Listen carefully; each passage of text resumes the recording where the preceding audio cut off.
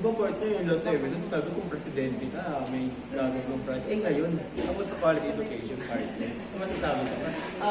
Para sa akin kasi, during that time, ang sa akin kasi, pag ganun is, yung pag-develop naman. Kasi, ako, sa sarili ko, parang meron akong kapatid, grade 7, 6, that last year, natututo pa lang siya mag-computer. Ganun. On that time, alam mo yung parang grade 7 tayo, shortcut, tinuturo ni Miss Ole. Yan. Shoutout na lang kay Miss. Hanggang ngayon, nagagamit ko yan.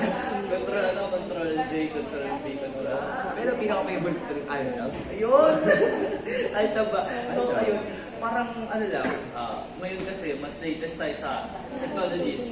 Dapat evolve rin nila yung pagtuturo. Kasi, ngayon kasi tinuturo pa lang sa atin is, alam mo yung Microsoft Word. Yung sa atin is, nag-evolve na. Meron tayong Docs, meron tayong Google, yung parang mas maganda yung upgrade rin nila yung learning system nila. Tama. Agree ako dyan, Park. Kasi, hindi nga natin alam eh. Bago mo kasi bago mo na-invento, di ba? Oo, ganun. So parang dapat level up ng tayo na level. Yung iPhone nga, meron ng ano eh. Baka naman. Eh, malay mo, baka lima na yung camera. Ano? Ayun, di ba yung camera? Mali talaga. So, ito, ano yung mga factors to hinder good quality education? Pero may isa pa, for quality, for training of teachers. Yun talaga. Hindi, parang last year may natutunan ako yun. Parang mostly kasi, mas hinahanap ng mga professionals sa gusto nila magtrabaho sa mga bansa. Alam mo, kasi parang sa kanila kasi mas inisip nila yung quantity and quality of di ba? Pagsahod. Diba? Income talaga. Income kasi. Tapos parang ang ginagawa lang dito sa Pilipinas, experience lang. Experience lang. Pero parang din kasi, parang good quality, good training of mga teachers is kaya naman gawin yun. Pero sa tingin ko is nakukulangan talaga. Kulang tayo sa bilang ng mga teachers. na lang po sa fans. So, hindi, ikaw na lang muna. Umpisa mo na. Eto, may ano pa ako. Ano ba yung sa tingin mo yung initiatives ng government about sa quality education?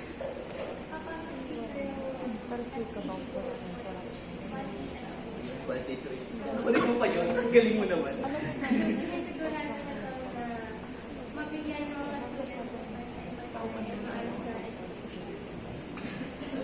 Yung ano kasi ito dito, marami rin kasi dito yung parang pangkat ethnic na parang hindi marunong magbasa, hindi marunong mag-ano.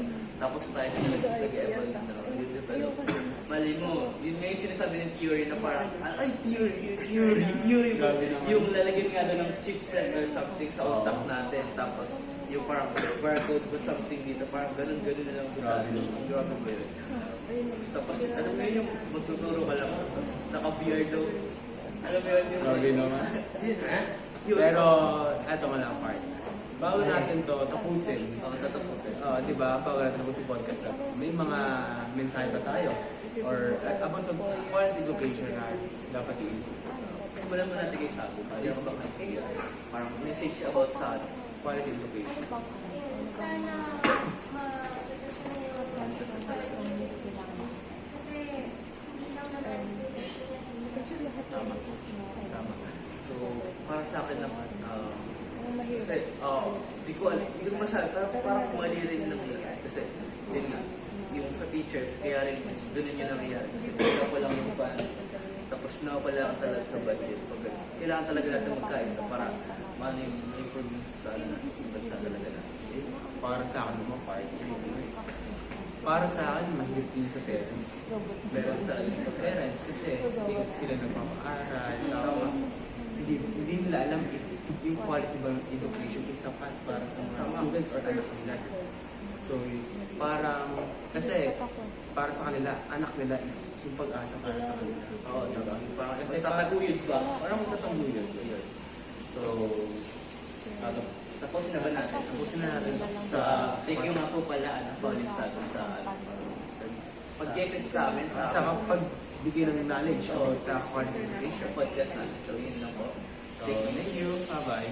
So, Sunod na tayo part next. So, Ano bago na pinag-usapan? yun, parang overview tayo about next topic natin. Episode 3, bigay tayo si Rosel Santillan, tama? Rosel Santillan.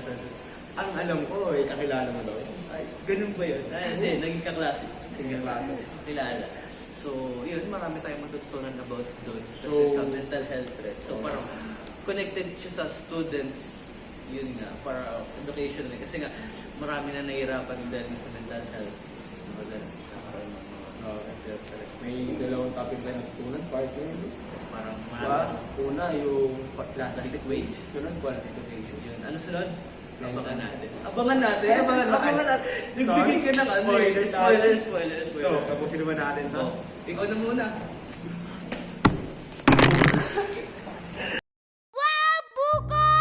Bagong biyak na buko, ang sarap nito, Nesfruta Buko, why not? Coconut, Buko masarap, made with real fruit juice, Nesfruta Buko, why not? Coconut, Buko masustansya, rich in vitamin C, Nesfruta Buko, why not? Coconut, no artificial color, real na real, kitang real, lasang real na buko, Nesfruta Buko, real na real ito. Also available in mangosteen.